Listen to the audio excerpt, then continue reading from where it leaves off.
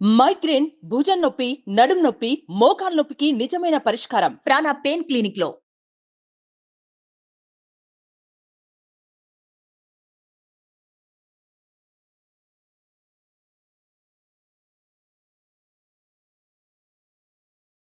వాగర్థవివ సంపృక్తౌ వాగర్థ ప్రతిపత్తయే జగతః పితరౌ వందే పార్వతీ పరమేశ్వరౌ.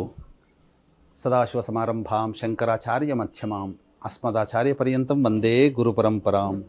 ఆదిత్యాయ చ సోమాయ మంగళాయ బుధాయ చ గురుశుక్ర శనిభ్యశ్చ రాహవే కేతవే నమః. శృంగేరి జగద్గురు పీఠాధిపతులకి, కంచి పీఠాధిపతులకి నమస్కారములు తెలియచేసుకుంటూ కార్యక్రమాన్ని ప్రారంభిద్దాం. నవంబర్ 16వ తారీఖు నుంచి 30వ తారీఖు వరకు మకర రాశి వారికి ఏ విధంగా ఉండబోతుందో తెలుసుకునే ముందు గ్రహ సంచారం తెలుసుకుందాం. రాశి నుంచి 2వ ఇంట శని, 3వ ఇంట రాహువు మరియు 5వ ఇంట గురువు వక్రీకరించి ఉండడం, 7వ ఇంట కుజుడు, 9వ ఇంట కేతువు, 11వ ఇంట రవి బుధుడు మరియు 12వ ఇంట శుక్రుడు. ప్రధానంగా ఈ యొక్క మకర రాశిలో జన్మించినటువంటి వారికి గత 2-3 నెలలుగా శని వక్రీకరించినటువంటి స్థితి కారణం చేత అనూహ్యమైనటువంటి ధనరాబడి లేకపోతే అనూహ్యంగా కొంత విజయాలు అనేటువంటి పొందినప్పటికీ మళ్ళీ వక్రత్యాగం చేసి మళ్ళీ రుజుమార్గ ప్రయాణం చేస్తున్నటువంటి కారణం చేత మళ్ళీ సాధారణ స్థాయికే వస్తారు. అనగా ఇక్కడ గమనించాల్సింది ఏంటంటే 3 నెలల కిందటి వరకు కొంతమందికి యోగించినటువంటి మళ్ళీ ఇప్పుడు యోగించకపోవడం, కొంతమందికి అనుకూలంగా లేకపోయినప్పటికీ మళ్ళీ ఇప్పుడు యోగించుతుండడం. అంటే శని కర్మకారకుడు కాబట్టి, కర్మదోష నివారణ కారకుడు కాబట్టి శని ప్రభావం ఉన్నటువంటి రాశుల్లో ఎవరికైనా, అందరికీ ఈ మకర రాశి వాళ్ళకి ఒకే విధంగా ఉండకపోవచ్చు. కారణం ఏంటంటే శని రుజు మార్గంలో ప్రయాణం చేస్తుండడం. ఇక తృతీయ స్థానంలో రాహువు సంపూర్ణమైనటువంటి యోగాన్ని కలగజేసేటువంటి పరిస్థితి. ఇక అన్ని విధాలుగా అనుకూలంగా ఉంటుంది రాహుగ్రహ ప్రభావం వలన.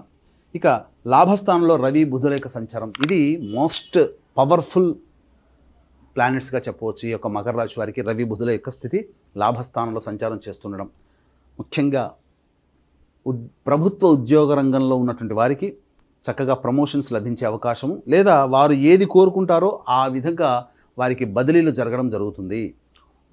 నిరుద్యోగస్తులకి ఉద్యోగము ఈ 16వ తారీఖు నుంచి 30వ తారీఖు లోపల నిరుద్యోగము ఉన్న వాళ్ళకి మంచిగా ఉద్యోగం లభించి తీరుతుంది. ఇక ప్రధానంగా దూర ప్రాంత ప్రయాణాన్ని చేయాలి, విదేశీయానము అనేటువంటిది లేదా విదేశీ విద్య చేయాలనుకునేటువంటి వాళ్ళకి ఈ యొక్క శుక్ర భగవానుడు సంపూర్ణంగా యోగించబోతున్నాడు. కాబట్టి వారు కోరుకున్న చోటికి వెళ్ళే అవకాశాలు గోచరమవుతున్నాయి. ఇక కేతుగ్రహ ప్రభావం కొంత వివాదములు అనేటువంటివి చుట్టుముట్టే అవకాశాలు ఉంటాయి. కాబట్టి మీ చుట్టుపక్కల ఉన్నటువంటి వ్యక్తుల యొక్క మాటల్ని మీరు చక్కగా అర్థం చేసుకొని ముందుకు వెళ్ళండి. ఎందుకంటే మీ చుట్టుపక్కల వారి వల్లనే మీకు సమస్యలు వస్తాయి. ఇక 7వ స్థానంలో కుజుడు స్తంభించి ఉండడం, విశేషించి మీకు ఉద్రేకపడేటువంటి సంఘటనలు గోచరమవుతాయి. అతి ఆత్మవిశ్వాసం ఎల్లవేళలా మంచిది కాదనే విషయాన్ని గుర్తుపెట్టుకొని మకర రాశి వాళ్ళు కనుక ప్రయత్నం చేస్తే అన్ని రకాలుగా యోగదాయకంగా ఉంటుందని చెప్పవచ్చు. ఇక ముఖ్యంగా గృహ నిర్మాణము చేసుకోవాలి, లేదా గృహము కొనుక్కోవాలి, వాహనం కొనుక్కోవాలి అని ఆలోచన చేసేటువంటి వాళ్ళకి శుభ సంకేతాలు రాబోతున్నాయి. ఈ 15 రోజుల్లో ఏదో ఒక నిర్ణయం మీరు ఖచ్చితంగా శుభానికే తీసుకుంటారు, అది మీకు మంచిగా జరుగుతుంది. ఇక తర్వాత చెప్పొచ్చేది ఏమిటంటే గ్రహ సంచారము మరియు గ్రహ గమనము రెండు కూడా మిశ్రమ ఫలితాలు అనేటువంటివి. కాబట్టి లాభము లేదు, నష్టము లేదు, ప్రశాంతంగా జీవించడానికి అవకాశం ఉంటాయి. కాకపోతే మంచి వచ్చినప్పుడు సంతోషంగా ఎలా ఉంటామో, చెడు వచ్చినప్పుడు దాన్ని మనసు మీద తీసుకొని ఇబ్బంది పడితే ఎక్కువగా బాధపడే సంఘటనలే మీ చుట్టుముట్టుంటాయంటే విషయాన్ని గమనించుకొని ప్రయాణం చేయండి. ఇక గురు ప్రభావము సాధారణంగా ఉంటుందని చెప్పవచ్చు. కాబట్టి ఇక ముఖ్యంగా లాయర్ వృత్తిలో ఉన్నవాళ్ళు, ఎలక్ట్రానిక్ అండ్ ఎలక్ట్రిక్ రంగంలో ఉన్నవారు, సాఫ్ట్వేర్ రంగంలో ఉన్నటువంటి వాళ్ళు, రైతులు, అలాగే మైనింగ్ వ్యాపారస్తుల్లో ఉన్నటువంటి వాళ్ళు, రియల్ ఎస్టేట్ రంగంలో ఉన్నటువంటి వారికి, మున్సిపల్ డిపార్ట్మెంట్లో ఉన్నటువంటి వాళ్ళకి సాధారణం కంటే మంచి శుభ ఫలితాలే పొందుతారని చెప్పవచ్చు. ఇక జ్యువెలరీ రంగము, అలాగే ఎడ్యుకేషనల్ బిజినెస్లో ఉన్నవాళ్ళు, ఎఫ్ఎంసీజీ రంగంలో ఉన్నవాళ్ళు, హోటల్ అండ్ రెస్టారెంట్ బిజినెస్ నడిపేవాళ్ళు, జనరల్ స్టోర్ మరియు సూపర్ మార్కెట్ నడిపేటువంటి వాళ్ళకి సాధారణ ఫలితాలే ఉంటాయి. కాబట్టి వ్యాపార విస్తరణకి ఏ వృత్తుల్లో ఉన్నటువంటి వాళ్ళకైనా కానీ ఇది సరైన సమయం కాదు. ఒక నూతన ఉద్యోగం కోసం ఎదురు చూసే నిరుద్యోగస్తులకి, ప్రభుత్వ ఉద్యోగస్తులకి మరియు ఉద్యోగం చేస్తున్న ఏ ప్రైవేట్ ఉద్యోగస్తులకైనా ఇది మాత్రమే శుభఫలితంగా చెప్పబడి ఉన్నది. కాబట్టి జాగ్రత్తలు పాటించండి. వివాహానికి సంబంధించినటువంటి చేయ ప్రయత్నాలన్నీ కూడా కొలిక్కి వస్తాయి.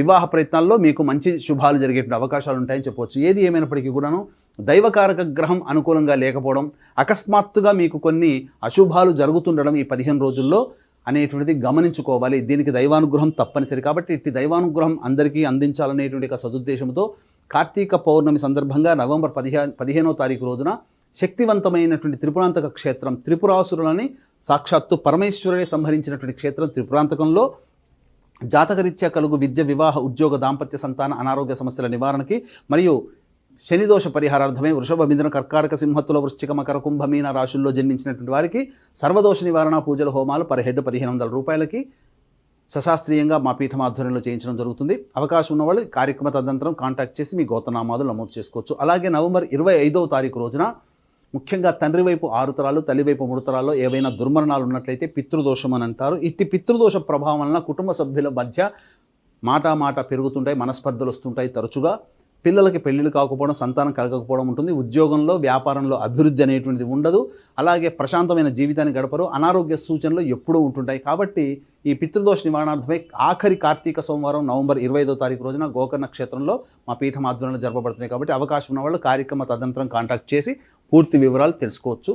ఇక ఈ 16వ తారీఖు నుంచి 30వ తారీఖు వరకు ఈ మకర రాశి వారికి ఏ విధంగా ఉండబోతుంది అనగా ఖర్చులు, ఆదాయాలు ఎలా ఉంటాయి, మానసిక ప్రశాంతత ఎలా ఉంటుందనే విషయాల గురించి తెలుసుకుందాం. 16, 17 తారీఖులో కనుక చూసుకున్నట్లయితే మీ ఆరోగ్యం పట్ల శ్రద్ధ వహించాల్సినటువంటి పరిస్థితి, ఇండైజేషన్ ప్రాబ్లం అనేటువంటిది ఉండే అవకాశాలు గోచరమవుతున్నాయి. కాబట్టి జాగ్రత్తలు పాటించండి. ఇక ఖర్చులు కూడా ఉంటాయని చెప్పవచ్చు. 18, 19, 20 తారీఖులో కనుక గమనించుకున్నట్లయితే రాని బాకీలు వసూలు వస్తాయి. అలాగే మీ పట్ల మీ యొక్క అభివృద్ధిని చూసి అసూయపడే వాళ్ళు ఎక్కువ ఉంటారంటే మీకు మంచి జరగబోతుంది.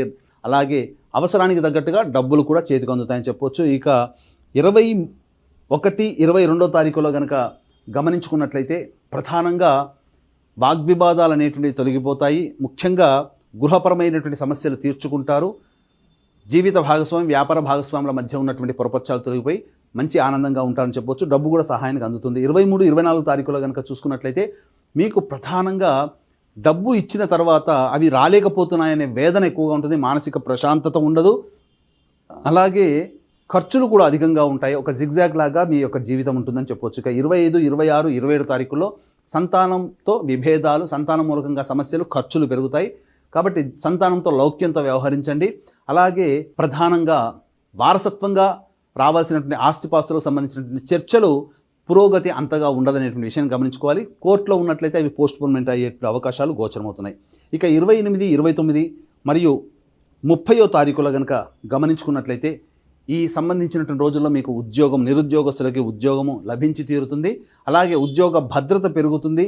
అన్ని రకాలుగా సంతోషంగా ఉంటారని చెప్పవచ్చు. ఇక ముఖ్యంగా గమనించుకోవాల్సిన అంశం, ఈ మకర రాశిలో జన్మించినటువంటి వారు ప్రతిరోజు సుబ్రహ్మణ్య భుజంగ స్తోత్ర పారాయణము, కాలభైరవాష్టక పారాయణం రోజుకి 3 సార్లు కనుక చేసుకున్నట్లయితే చక్కగా సమస్యలన్నీ పరిష్కారం అవుతాయి. ఇందుకు చెప్పినటువంటి విభిన్నంగా సమస్యలు మిమ్మల్ని ఎక్కువగా బాధిస్తున్నాయనంటే మీ యొక్క జన్మజాతకంలో ఉన్నటువంటి గ్రహ సంచార ప్రభావం. కావున దగ్గరలోని మంచి ఉపాసనా పరులైనటువంటి జ్యోతిషులను సంప్రదించి వారి సలహాలు, సూచనలు పాటించినట్లయితే మరింత మెరుగైనటువంటి స్థితిలో ఉంటారని తెలియజేస్తూ సర్వం శ్రీ ఉమామహేశ్వర పరబ్రహ్మార్పణమస్తు.